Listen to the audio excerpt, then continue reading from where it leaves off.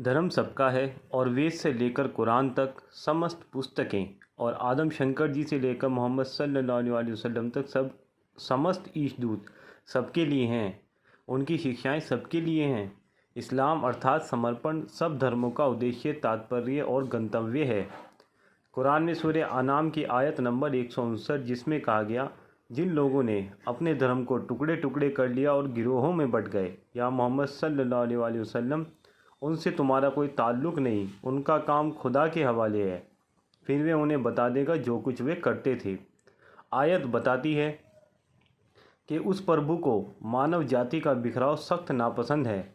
हमें अपने अपने धर्म हिंदू, मुस्लिम, सिख, ईसाई, यहूदी और पारसी रहते हुए भी वसुदेव कुटुंबकम के भाव के साथ जुड़कर मानसिक रूप से एक दूसरे के साथ जुड़े रहना है।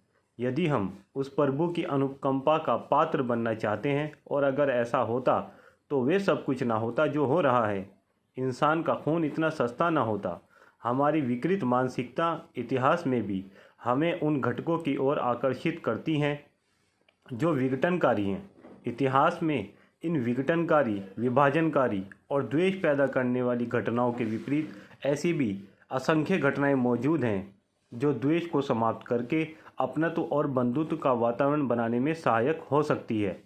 लेकिन उन्हें सर्वविदित करने का प्रयास करने वाले गिनती के लोग डॉक्टर राम पुनियानी जैसे चंद लोगों तक सीमित होकर रह जाते हैं।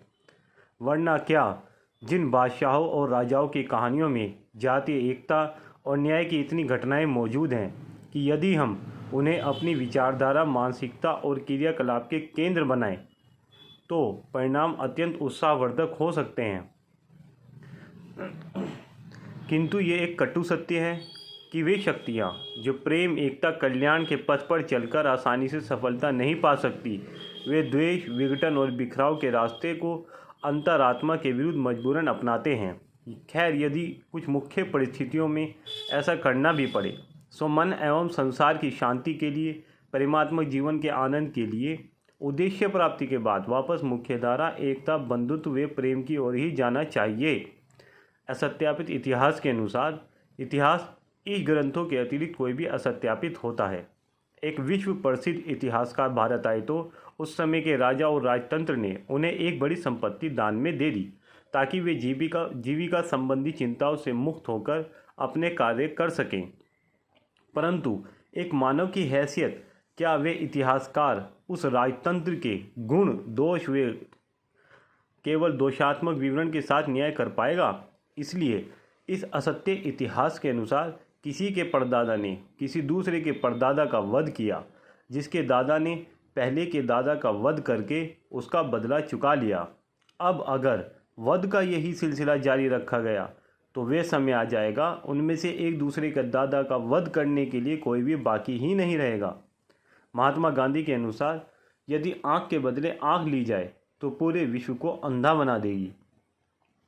सभी ग्रंथों का पैगाम यही है, अर्थात अपने सभी भौगोलिक, सामयिक, सांस्कृतिक और सामाजिक विभिन्नताओं के चलते हुए भी पूरी मानव जाति बल्कि पूरी सृष्टि को अपनत्व की निगाह से देखना, हर एक की दिक्कतों, कमियों और समस्याओं के प्रति संवेदना रखनी है। दूसरों अर्थात तथाकथित गैरों के प्रति संवेदना का स्तर ही हमारे मानवता के स्तर को निर्धारित करता है। यदि यही वसुदेव कुटुंबकम अल खल्को कुल्लहिम अयालिल्लाह के पैगाम का तकाजा और इसके प्रति समर्पण और अपने जीवन में समायोजन का स्तर ही उस प्रभु की कृपा एवं अनुकंपा का पात्र बनाता है। ये समर्पण ही उस महाप्रभु के प्रति वास्तविक समर्पण अर्थात इस्लाम है। वरना कुरान की सूरह अनाम की आयत के अनुसार फिर वे उन्हें बता देगा जो कुछ वे किया करते थे, और शायद वे बता भी रहा है। मेरे एक परिचित ने कहा, अगर वे प्रभु ही सब कुछ है, वही सब कुछ करता है और उसके मानने से ही काम चलता है, तो चीन जैसे नास्तिक देश के प्रभुत्व का क्या कारण है? मैंने कहा, वास्तव में उस प्रभु का कोई स्वार्थ नहीं है। ये भी नहीं कि आप उसकी पूजा पाठ, नमाज या बंदगी करें। वो केवल ये चाहता है कि आप उसके अध्यक्षता को स्वीकार करते हुए तमाम वसुधैव, मुख्यतः मानव जाति को वसुधैव कुटुंबकम के भावानुसार अखंड रूप से एकताबद्ध हो जाए। एक की भूख सबकी भूख हो जाए, एक का दुख सबका दुख और एक का सुख सबका सुख हो जाए।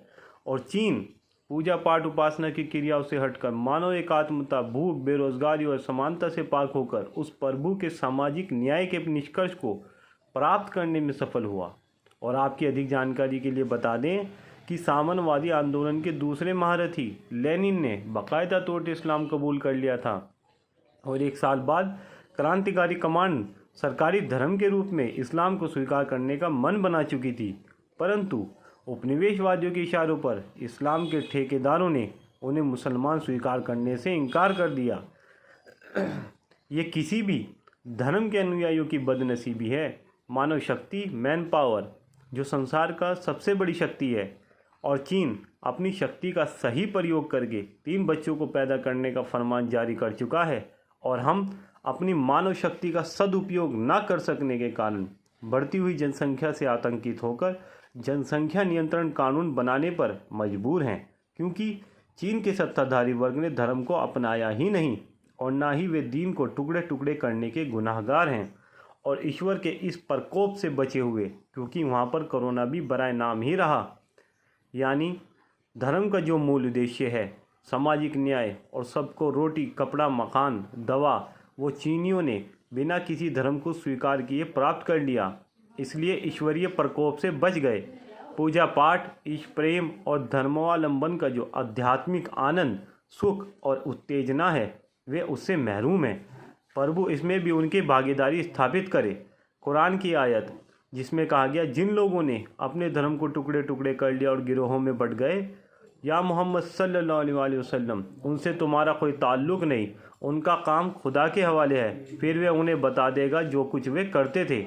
इस आयत का सबसे बड़ा निशाना मुस्लिम समुदाय है, जिसको उस प्रभु की ओर से अद्वैतवाद, अखंड मानव एकता का मूल मंत्र देकर पूरे वसुधैव को एकात्मता के आकर्षक सांचे में ढालना था, और उन्होंने ऐसा न करके मुसलमानों के अगड़े लोगों ने महत्वहीन बातों को मुद्दा बनाकर धन, पद और प्रतिष्ठा के लोभ में अल्प किताबी ज्ञान के आधार पर अलग अलग गिरोह बना लिए और उसके बाद वर्गीय अस्तित्व को स्थापित रखने के लिए अभेद सीमाएं बना दी और अपनी अपनी मानसिकता एवं अपने पूर्वजों और अल्प समुदायों के हितों के अनुसार पूरे समुदाय को छिन्न भिन्न कर दिया और अपने अपने सामुदायिक हितों के चश्मे से देखते हुए पूरे समुदाय को विघटित कर दिया। और मानव एकता, एकात्मता, वसुधैव कुटुम्बकम, अल खल्को यालिल्लाह का महान आंदोलन इस्लाम को छोटे छोटे उप समुदायों के हितों को साधने का जरिया बनाकर अर्थहीन हो गए, और वे प्रभु जो कुछ इन्होंने किया है उसका परिणाम इस तरह बता रहा है कि आज पूरे समुदाय का हाल दयनीय और शोचनीय है। करम से।